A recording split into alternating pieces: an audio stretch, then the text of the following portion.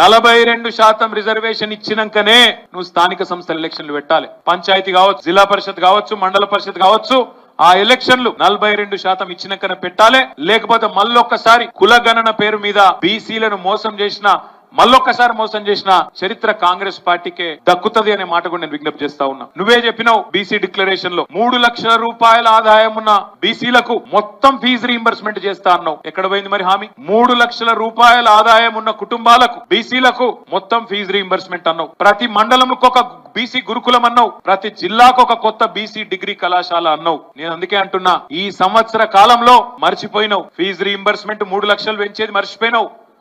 BC గురుకులం ప్రతి మండలానికి మర్చిపోయినావు. ప్రతి జిల్లాలో కొత్తగా బీసీలకు డిగ్రీ కళాశాల అన్నావు, అది కూడా మర్చిపోయినావు.